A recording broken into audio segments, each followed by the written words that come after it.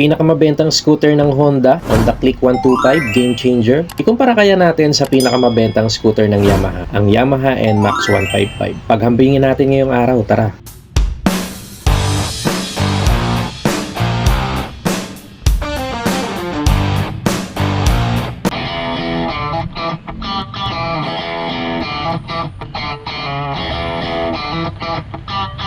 Baka sabihin ng iba na bakit ikukumpara natin ang 125cc sa 155cc, obvious naman na unmatched sila. Pero kasi sa totoo lang, hindi naman power at displacement lang ang hinahanap natin sa motor. Una na syempre dyan yung budget, ang look syempre, at kung ano ba yung babagay sa pang-araw-araw natin na gamit. At saka sa seat height na rin syempre. Yan yung mga batayan kung ano yung plano mo or gusto mong motor na bilhin. Pahapiyawan lang natin ito, isang mabilisan din na review, kaya kung ready ka na, simulan na natin to. Simulan natin sa looks. Unahin na natin ang Click 125. Medyo malapad din naman siya ng bahagya, pero kung ikukumpara natin sa NMAX, hindi naman siya ganun kalapad, ano. Pero hindi din naman siya ganun kaliit tingnan. May mga lining dito sa harap, may mga sharp edge din siya. Yung kanyang side mirror is dahon type. Yung grab bar niya is color brown dahil smart edition ng ating nire-review yung Click 125 ngayon. Minimalist lang siya. Meron lang siya mga sticker ng Honda. At dito sa kanyang panel, merong badge ng Honda. At combi brake naman dito sa front fender. At syempre highlighted dito yung emblem niya na Click kulay gold sa bandang hulihan. Sa kabilang banda naman ang NMAX 155 may konting mga lining din, may sharp edge din siya. Before kasi yung unang niya mga version medyo mabait lang, bilugan lang, itong latest version niya meron ng mga sharp edge ano. Syempre sa harap ang datingan niya bruskong-brusko dahil malapad nga siya. Meron siyang windscreen or visor. Meron din siyang patilya dito sa front fender. Syempre naman dahil premium ang kanyang datingan, minimalist din po siya. Meron siyang logo dito, left and right sa bandang unahan. Logo pa rin dito sa kanyang handle cover. At syempre highlighted dito sa kanyang likuran yung NMAX. Naka-emblem po yan at dito sa pinaka-puwitan ay mayroong bilog na logo pa rin ng Yamaha. At pumunta agad tayo sa specs ng mga motor na to. Ang Honda Click 125 ay mayroong 125cc engine displacement, 4-stroke, 2-valve, single overhead cam at naka-liquid cooled na kaya mabisa siya sa long ride. ESP engine na rin kaya magandang performance at mas matipid pa sa gas kasi naka-FI na rin na may fuel consumption na 50.3 km per liter ayon po yan sa WMTC na kaya mag-produce ng maximum power na 8.2 kW or 11 horsepower at 8,500 RPM at torque naman na 11 Nm at 5,000 RPM. 52.4 by 57.9 mm ang kanyang bore and stroke at 11.0:1 naman ang kanyang compression ratio. Electric ang starting system niya, naka B-belt kaya automatic. Habang ngayon max naman ay merong displacement na 155cc, 4-stroke, 4-valve with BBA na kaya nagpapaganda ng performance ng motor na to from low to high RPM na naka-liquid cooled din na equipped na rin ng Smart Motor Generator or SMG kaya smooth, tahimik at mas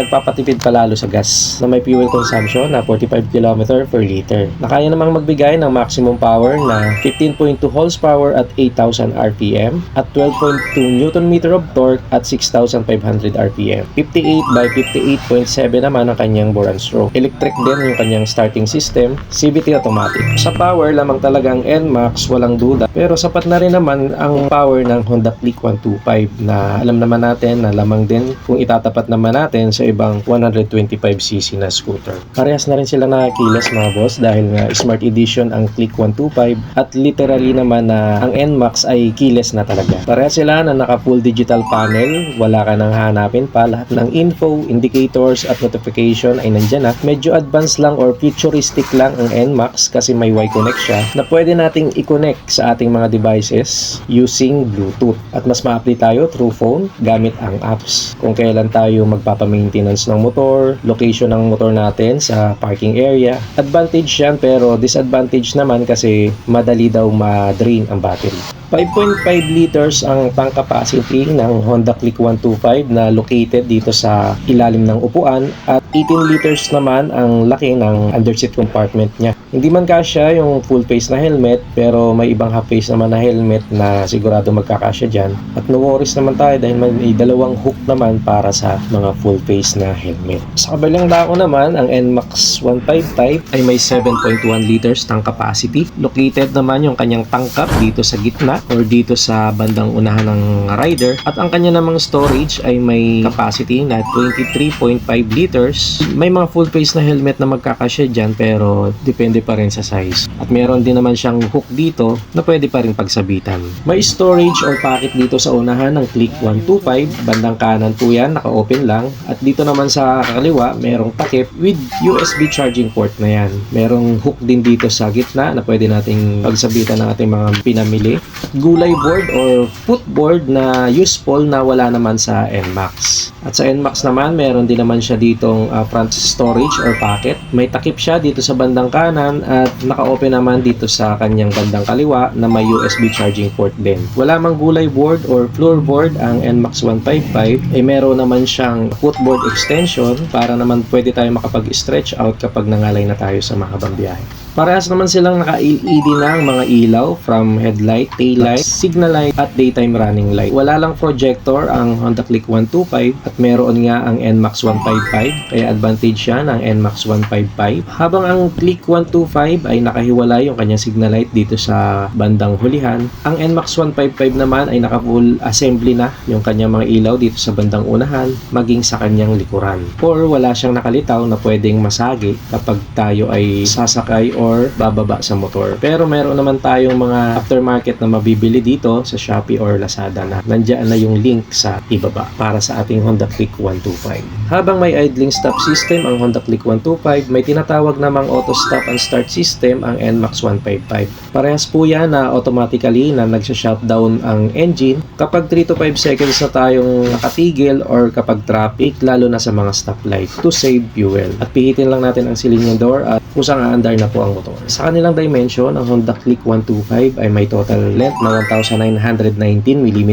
width na 687mm at height na 1,075mm. Habang NMAX 155 naman ay may length na 1,935mm, width na 740mm at height naman na 1,202mm. Naka-telescopic fork sa unahan at unit swing sa likuran ang suspension ng Honda Click 125 at ang NMAX 155 naman ay naka-telescopic fork din sa harap at dual shock absorber naman sa likod with sub-tank na. Kaya expected natin na mas maganda ang suspension ng NMAX 155. May sukat na 90 by 80 by 14 ang unahan at 100 by 80 by 40 naman sa likod ng Honda Click 125 at 110 by 70 by 13 ang unahan at 130 by 70 by 30 naman ang likod ng NMAX 155. Sa kanila namang mga brakes, ang Honda Click 125 ay naka-disc brake na sa unahan pero naka-drum brake pa rin siya sa likuran with combi brake system. Sa kabilang banda naman, naka-disc brake na ang Yamaha NMAX 155 harap at likod with ABS at traction control system pa.